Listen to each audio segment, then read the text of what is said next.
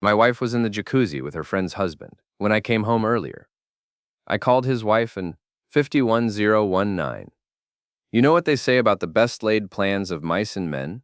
Well, whoever said that clearly never met my wife Heather, because her plans had a way of blowing up in spectacular fashion. I just never thought I'd be the one lighting the fuse. My name is Nick Foster, and I'm what you might call aggressively average. 39 years old, IT consultant.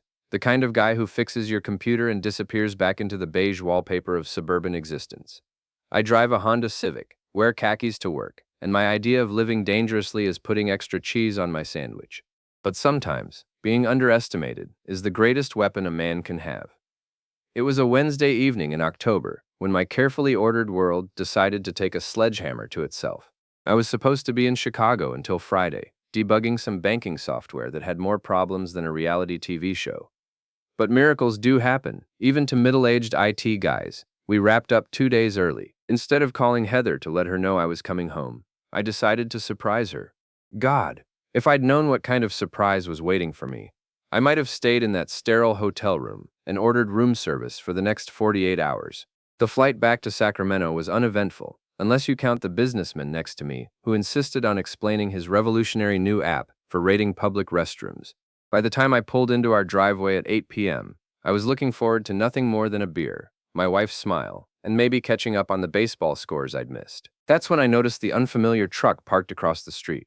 A big, obnoxious Ford F-250 with custom rims and one of those truck nuts hanging from the trailer hitch. Classy. I didn't recognize it. But then again, our neighborhood was always crawling with contractors, delivery guys, and the occasional lost soul looking for the freeway. I grabbed my laptop bag and headed for the front door, fishing for my keys. That's when I heard it.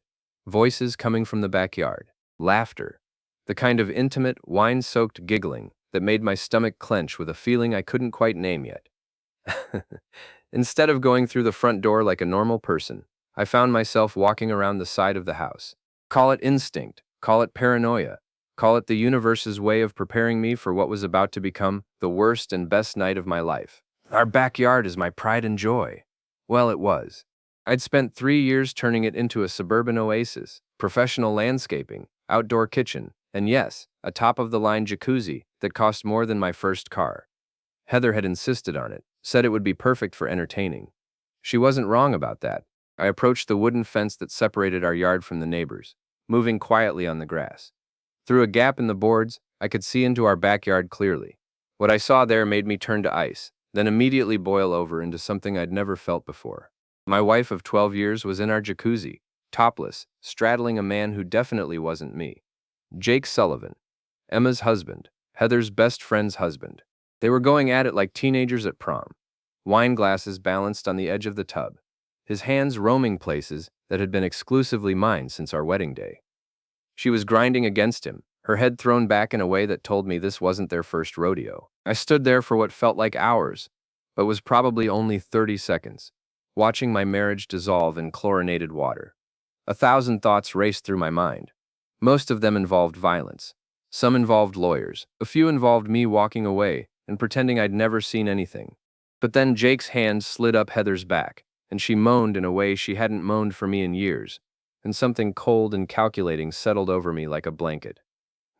I was done being the nice guy, done being the pushover, done being the husband who worked 60-hour weeks, while his wife found herself, with her yoga classes and wine clubs, and apparently her best friend's husband.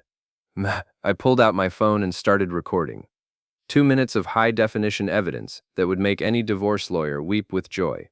Then I quietly made my way to the back gate. Our yard is completely enclosed by a 6-foot privacy fence with a single gate that opens onto the side yard. It's got a heavy-duty latch, and here's the beautiful part. A mounting point for a padlock that I'd installed last summer after a series of break-ins in the neighborhood. I keep a padlock in my car for work sites. Old habit from my days doing on-site IT support.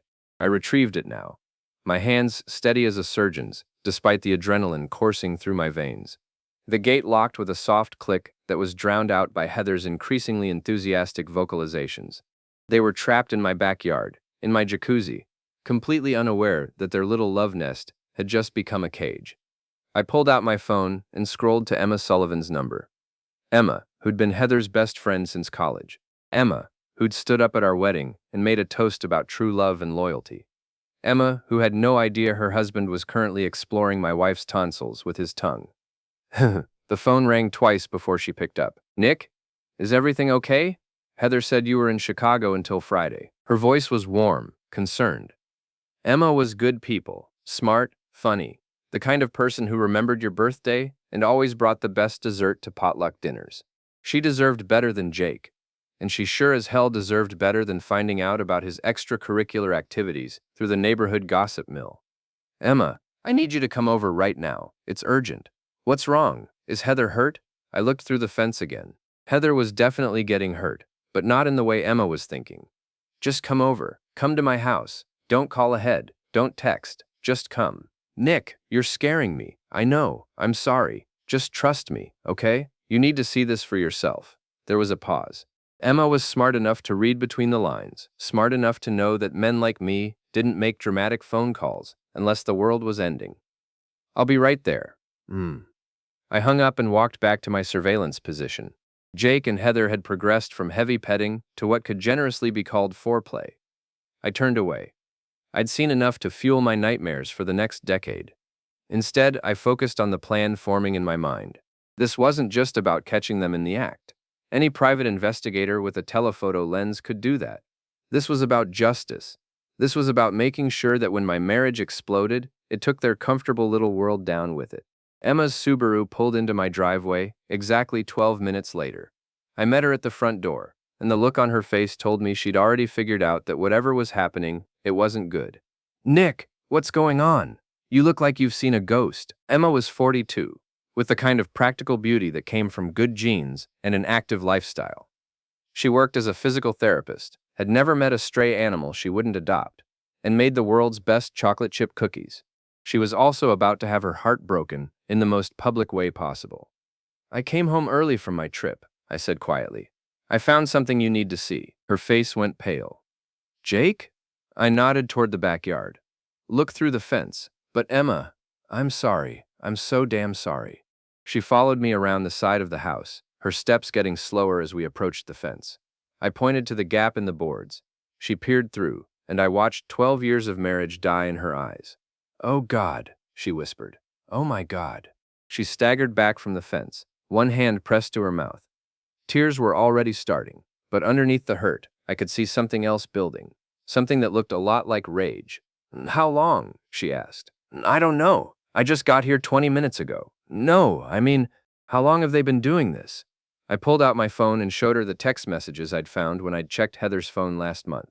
I'd been looking for our insurance agent's number and found something much more interesting. Months of messages between my wife and Jake. Planning meetings, sharing fantasies, talking about how their respective spouses would never find out.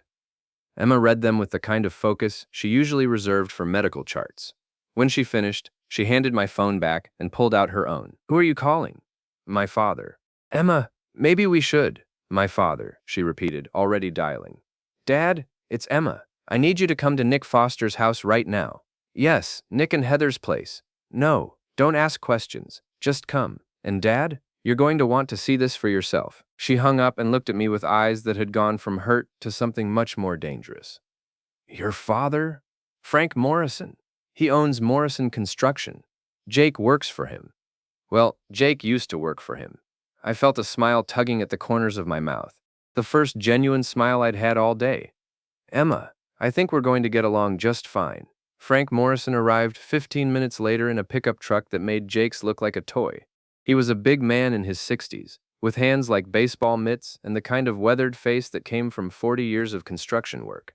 He was also, I remembered now, Jake's boss and the man who'd given Jake his start in the business when he married Emma. What's this about, sweetheart?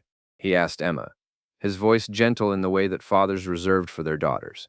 Look through the fence, Dad. Tell me what you see. Frank peered through the gap in the boards. I watched his face change from confusion to understanding to the kind of cold fury that made me glad I wasn't on the receiving end. That bastard, he said quietly. That worthless, cheating bastard. Through the fence we could hear Heather giggling about something Jake had whispered in her ear. They were still completely oblivious, lost in their own little world of betrayal and chlorinated water. Dad, Emma said. I want you to fire him. Right now. In front of everyone. Frank nodded grimly, already planning on it. I looked at both of them. Emma with tears streaming down her face but her jaw set in determination. Frank radiating the kind of quiet menace that came from a lifetime of dealing with people who thought they could get away with anything. Are you ready? I asked. Emma wiped her eyes. I've been ready for months. I just needed proof. I walked to the gate and pulled out my key to the padlock. The lock clicked open with a sound that seemed impossibly loud in the quiet evening air. Let's go say hello, I said. We walked into my backyard like an avenging army. Our footsteps on the deck made enough noise to wake the dead. But Jake and Heather were too busy with each other to notice, until Frank cleared his throat with the subtlety of a foghorn. Heather's head snapped up so fast, I was surprised she didn't get whiplash. Her eyes went wide when she saw me, then wider when she saw Emma, then absolutely terrified when she saw Frank looming behind us like the wrath of God in work boots. Nick, she gasped, scrambling to cover herself, while simultaneously trying to get off Jake's lap. You're supposed to be in Chicago. Surprise, I said dryly. Finished early. Good thing too, or I might have missed the show. Jake had gone completely white. He was frozen in the water like a deer in headlights, probably running calculations in his head about how fast he could get out of the jacuzzi and over the fence. Unfortunately for him, Frank was blocking the only exit. Jake, Emma said, her voice deadly calm. Get out of the water. I can explain. Get out of the water. Jake climbed out of the jacuzzi with all the dignity of a wet cat. He grabbed a towel and wrapped it around his waist, but it was too little too late. The damage was done, and everyone in that backyard knew it. Frank stepped forward, and Jake actually flinched. You're fired, Frank said simply. Effective immediately. Clean out your desk tomorrow, turn in your company truck, and don't bother asking for a reference. Mr. Morrison, please, let me explain. Explain what? That you're screwing around with another man's wife? That you're cheating on my daughter? That you're doing it in his backyard like some kind of animal? Jake opened his mouth, then closed it. What was there to say? Heather had managed to get a towel around herself and was trying to salvage the situation with the kind of desperate charm that had gotten her out of trouble since high school. Nick, honey, this isn't what it looks like. I laughed, actually laughed. It looks like you're sleeping with your best friend's husband in our jacuzzi. Please, enlighten me about what it actually is. We were just talking, and things got out of hand. I pulled out my phone and showed her the screen. These text messages from last month suggest otherwise. Can't wait to feel you inside me again. Nick's working late. Come over. I love the way you make me scream. Should I keep reading, or do you want to tell Emma yourself how long you've been talking? Emma made a sound like she'd been punched in the stomach. Frank put a protective arm around her shoulders. How long? Emma asked. Heather looked at Jake, who was studying his feet like they held the secrets of the universe. Answer her, I said. 6 months, Jake whispered. Louder, Frank growled. 6 months, Jake said, his voice carrying across the backyard. Emma nodded like she'd expected as much. Then she reached into her purse and pulled out a manila envelope. Divorce papers, she said, tossing them at Jake's feet. I've had them ready for 3 weeks. I just needed confirmation. Jake stared at the papers like they were written in a foreign language. Please, don't, she said, holding up a hand. Don't you dare. I've been watching you sneak around, taking phone calls in the garage, working late every night. I knew something was wrong. I just didn't know it was this wrong. Heather was crying now, the kind of ugly crying that came from knowing your world was about to collapse. Nick, please, we can work through this. I made a mistake. A mistake. I stepped closer to her, and she actually backed away. A mistake is forgetting to pick up milk. This is a choice. 6 months of choices. Where am I supposed to go? She asked. I shrugged. Not my problem. You and your boyfriend can figure it out. That's when we heard the sirens. Mrs. Patterson from next door appeared at the fence, her face flushed with excitement. I called the police, she announced. There was shouting, and I thought someone might be in trouble. Perfect. Just perfect. 2 officers arrived within minutes. Officer Martinez, who I recognized from the neighborhood watch meetings, and his partner, a young woman whose nameplate read Johnson. What seems to be the problem here? Martinez asked, looking around at our little tableau of suburban drama. I came home early from a business trip and found my wife with him, I said, pointing at Jake. Trespassing in my backyard, using my jacuzzi. I live here, Heather protested. Actually, I said, pulling out my phone again. According to the text messages you sent Jake last week, You were planning to leave me anyway. Something about can't wait to start our new life together. So I'm helping you get started. Officer Martinez looked at Heather, then at Jake, then at the wet towels and the obvious situation. Ma'am, is this your residence? Yes, we're married. But you were planning to leave, Martinez said. It wasn't a question. Emma stepped forward. Officer, I'm his wife, she said, pointing at Jake. I want him removed from this property. He has no right to be here. Sir, Martinez said to Jake, do you live here? Jake shook his head miserably. Then you need to leave. Now. But my clothes are in my house, I finished. Which you're not entering. Emma, do you want him to have access to your house? No, Emma said firmly. He can find somewhere else to stay tonight. Frank pulled out his phone. I'm calling a locksmith. Jake, you've got until tomorrow morning to get your personal items out of the company truck. After that, it gets repossessed. Jake looked around desperately, probably realizing that he'd just lost his job, his wife, his house, and his clothes all in the span of 20 minutes. This is insane, he said. You can't just throw me out with nothing. Watch me, Emma said. Officer Martinez looked at his partner, who shrugged. Domestic disputes were messy, but this one was pretty cut and dried. Sir, ma'am, he said to Jake and Heather, you need to leave this property. If you have belongings here, you can arrange to collect them at a mutually agreed time. But where are we supposed to go? Heather asked. That's not our problem, Johnson said. But you can't stay here. I watched my wife of 12 years walk away in a towel and flip-flops, Jake trailing behind her like a whipped dog. They got into his truck and drove away, leaving Emma, Frank, and me standing in my backyard like survivors of some natural disaster. Mrs. Patterson was still hanging over the fence, her eyes bright with the kind of excitement that came from witnessing the neighborhood scandal of the decade. Well, she said cheerfully, this is certainly more interesting than the time the Hendersons' pool caught fire. I looked at Emma, who looked at Frank, who looked at me. And then, despite everything, we started laughing. The next morning, I woke up in my own bed for the first time in a week, and for about 30 seconds, I thought it had all been a nightmare. Then I rolled over and saw the empty space where Heather used to sleep, and reality came crashing back like a hangover. I made coffee and checked my phone. 17 missed calls from Heather, 43 text messages, and a voicemail that started with sobbing and ended with threats. I deleted them all without listening. Emma called at 8 a.m. How are you holding up? She asked. Better than expected. You? I've been awake since 4, but I feel lighter somehow, like I've been holding my breath for months and can finally exhale. I knew exactly what she meant. Want to grab coffee? I think we both need to talk to someone who understands. We met at Starbucks on J Street, the one with the comfortable chairs and the baristas who minded their own business. Emma looked tired, but determined, like someone who'd made peace with a difficult decision. I've been thinking about the timeline, she said after we'd settled in with our drinks. Jake started working late in April. That's when it started, isn't it? I pulled out my phone and scrolled through the screenshots I'd taken of Heather's messages. The first text I found was April 15th. Thanks for helping me with the yard work. Nick never would have thought to plant those roses. He came home that night smelling like perfume. Said he'd been helping a client with landscaping. Emma shook her head. I can't believe I bought that.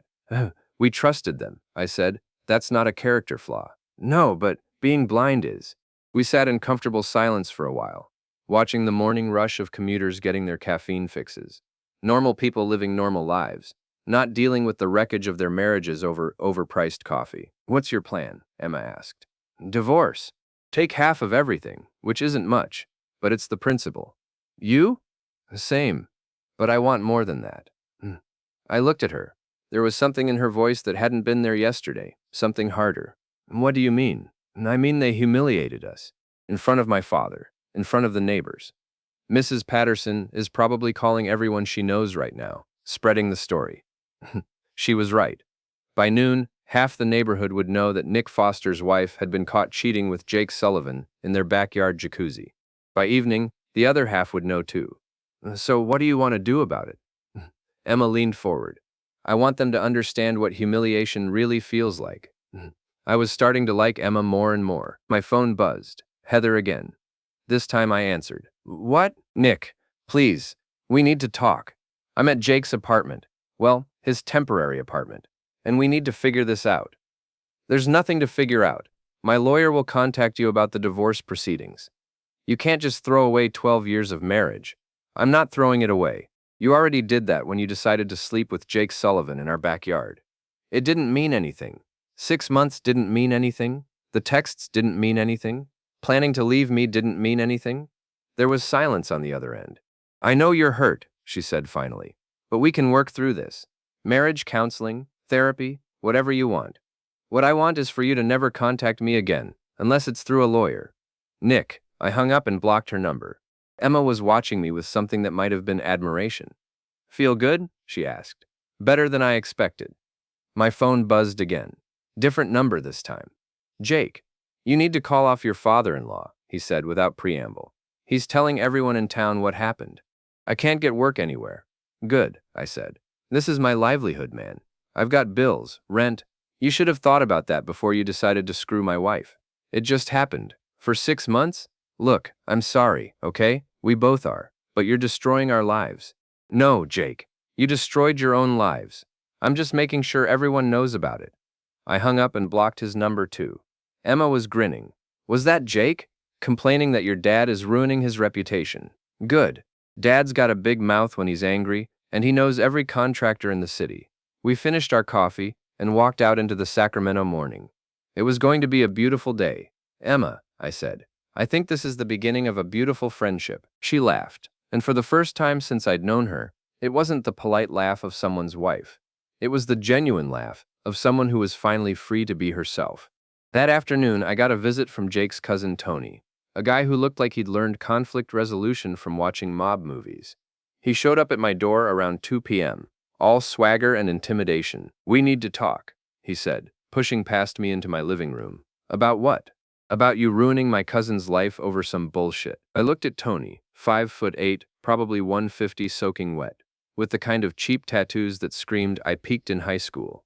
Your cousin ruined his own life, I said calmly. I just provided the documentation. Yeah, well, maybe you need to unprovide it.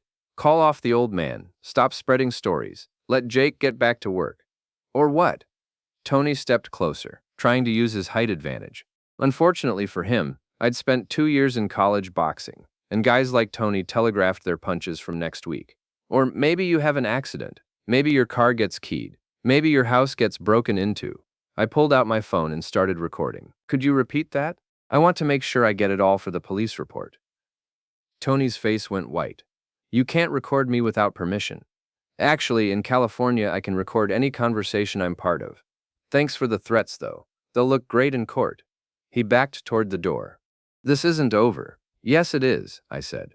And if you come back here, if you touch my car, if you so much as look at my house wrong, I'll have you arrested. Then I'll sue you, Jake, and anyone else involved for harassment. Do we understand each other? Tony left without another word. I called Emma and told her about the visit. That idiot, she said. Tony's got a record longer than my arm. Assault, theft, drug possession. He's exactly the kind of person Jake would turn to when he's desperate. Should I be worried about Tony? No. He's all talk. But it means Jake's getting desperate, and desperate people do stupid things. She was right, of course. But I was done being the nice guy who worried about other people's feelings. Jake and Heather had made their choices. Now they could live with the consequences. That evening, I was in my garage when I heard a car pull into the driveway. I looked out to see Heather getting out of Jake's truck, looking like she hadn't slept in days. I met her at the front door. I told you not to come here, I said. I need clothes, Nick. I need my things. Make a list. I'll have them delivered. Please, just let me get some clothes and my medication. I'll be gone in 10 minutes. Against my better judgment, I let her in. She went straight to our bedroom, former bedroom, and started stuffing things into a suitcase. The house feels empty, she said, not looking at me. It is empty. You took the life out of it when you decided to cheat. She turned to face me, and I could see she'd been crying. I never meant for this to happen, but it did happen, for 6 months. I was lonely, Nick. You work all the time. You never talk to me anymore. We're like roommates, not husband and wife. So you decided to sleep with Jake Sullivan instead of talking to me about it. She flinched. Don't be crude. Don't be a cheater. She finished packing and zipped up the suitcase. I'll send you my lawyer's information. Looking forward to it. She paused at the bedroom door. For what it's worth, I am sorry. No, you're not. You're sorry you got caught. She left without another word. I stood in my empty house, listening to the silence, and realized that for the first time in months, I felt like I could breathe. The next few days passed in a blur of lawyer consultations, paperwork, and the kind of administrative tedium that comes with dismantling a 12-year marriage. My lawyer, a sharp woman named Patricia Chen, took one look at the evidence I'd compiled and smiled like Christmas morning. "This is going to be easier than I thought," she said. "With documented adultery and evidence of planning to abandon the marriage, we can push for a very favorable settlement." "I don't want to destroy her financially," I said. "I just want out, Mr. Foster. Your wife spent 6 months planning to leave you for another man. She forfeited any claim to your sympathy when she started sleeping with Mr. Sullivan." She had a point. Emma and I had fallen into a routine of daily coffee meetings, partly for moral support, and partly because we were the only two people who truly understood what the other was going through. It was during one of these meetings that she suggested something that would change everything. "I've been thinking," she said, stirring her latte thoughtfully. "They humiliated us in private for months. Maybe it's time to return the favor." "What do you have in mind?" "Jake's been staying at that extended stay hotel on Arden Way. Heather's been staying with him. They think they're being discreet, but Mrs. Patterson saw them coming and going." Mrs. Patterson, it turned out, was better than the FBI when it came to surveillance. She'd taken it upon herself to document Jake and Heather's movements, partly out of concern for me and partly because she lived for this kind of drama. "She saw them at the grocery store yesterday," Emma continued, "acting like a couple, holding hands, kissing in the parking lot, like they're proud of what they did." I felt that familiar cold anger settling over me. "What are you suggesting?" "I'm suggesting we remind them that actions have consequences." That afternoon we drove to the extended stay hotel. Jake's truck was in the parking lot, along with Heather's Honda. Emma had brought a camera with a telephoto lens, a remnant from her brief photography phase a few years back. We didn't have to wait long. At around 4 p.m., Jake and Heather emerged from room 237, laughing about something. Heather was wearing a dress I'd bought her for our anniversary last year. Jake had his arm around her waist like they were newlyweds. Emma started taking pictures. "This feels wrong," I said. "Does it feel more wrong than what they did to us?" I thought about that for a moment. No, it doesn't. We followed them to dinner at Olive Garden, where they sat in a booth in the back, feeding each other breadsticks and acting like lovesick teenagers. Emma got pictures of that too. Then we followed them to Target, where they were apparently shopping for household items like they were setting up house together. Jake was pushing the cart while Heather picked out towels and kitchen utensils. "They're not even trying to hide it," Emma said, snapping away with the camera. "They think they got away with it." That's when I had an idea. "Emma, how many people do you think know about what happened?" "Maybe a dozen?" "My dad, Mrs. Patterson, the cops who responded, a few neighbors. What if everyone knew?" She lowered the camera and looked at me. "What do you mean?" "I mean, what if we made sure that everyone in their social circle knew exactly what kind of people they are?" Emma's smile was sharp enough to cut glass. "I like the way you think." We spent the rest of the evening planning. Emma had a comprehensive list of mutual friends, people from Heather's yoga class, Jake's softball team, neighbors, coworkers, everyone who knew them as a couple but didn't know the truth about how that couple had formed. The plan was simple: tell the truth, all of it, with photographic evidence. We started with social media. Emma posted a carefully worded message on Facebook, explaining that she and Jake were divorcing due to his affair with her best friend, and that anyone who wanted to continue socializing with Jake and Heather should know exactly what kind of people they were supporting. She included one of the photos from the hotel, Jake and Heather kissing in the parking lot, time-stamped 3 days after our backyard confrontation. The response was immediate and overwhelming. Comments of support for Emma, expressions of shock and disgust at Jake and Heather's behavior, and more than a few people sharing their own suspicions about the pair. Jake's softball teammates were particularly brutal. Apparently, Jake had been telling them that Emma was crazy and controlling, and that he was thinking about leaving her. Finding out that he'd been cheating the whole time didn't go over well with guys who valued loyalty above all else. Heather's yoga instructor called me personally. "I had no idea," she said. "Heather told me you two were having problems, but she never mentioned she was seeing someone else. I'm so sorry, Nick." "Thank you. I just thought people should know the truth." "Well, she won't be welcome back at the studio. I don't tolerate that kind of behavior from my students." One by one, Jake and Heather's support network crumbled. Friends stopped returning their calls. Social invitations dried up. Jake got kicked off his softball team. Heather was asked to leave her book club. It was Emma who came up with the final stroke of genius. "The neighborhood block party," she said. "It's this Saturday. Everyone will be there." Our neighborhood held a block party every October, a potluck affair where everyone brought food and gossip in equal measure. It was the social event of the year, the kind of thing where reputations were made and destroyed over potato salad and beer. "They wouldn't dare show up," I said. "Want to bet?" She was right. Jake and Heather showed up at the block party like nothing had happened, probably thinking they could brazen their way through the social awkwardness. They brought a store-bought pie and fake smiles, and for about 30 seconds, it looked like they might pull it off. Then Mrs. Patterson stood up. "I think we all know why we're really here," she announced to the crowd of about 50 neighbors. "To celebrate the fact that Nick Foster and Emma Sullivan finally found out what their spouses were really up to." The crowd turned to stare at Jake and Heather, who had gone white as sheets. "Now, I'm not one to gossip," Mrs. Patterson continued, which was the biggest lie anyone had told all year. "But I think it's important that we all know what kind of people we're dealing with." She proceeded to give a detailed account of the backyard jacuzzi incident, complete with dramatic reenactments and sound effects. By the time she finished, Jake and Heather were surrounded by a circle of hostile neighbors. "You should leave," said Mr. Henderson from down the street. "This is a family event." "We live here too," Heather protested weakly. "Not anymore," I said, stepping forward. "I filed for divorce on Monday. The house is mine." Jake tried to salvage the situation. "Look, we know what we did was wrong." "What you did," interrupted Emma, "was destroy 2 marriages and hurt a lot of people who trusted you. And then you had the nerve to show up here like nothing happened." The crowd murmured agreement. Someone in the back shouted, "Home wreckers." Jake grabbed Heather's arm. "We should go." "Yes," said Mrs. Patterson cheerfully. "You should." They left their store-bought pie and slunk away like beaten dogs, while 50 neighbors watched and whispered. Emma and I stayed for the rest of the party, accepting condolences and support from people who barely knew us but understood the fundamental injustice of what had happened. "You know," Emma said as we walked home that evening, "I think I'm going to like being single."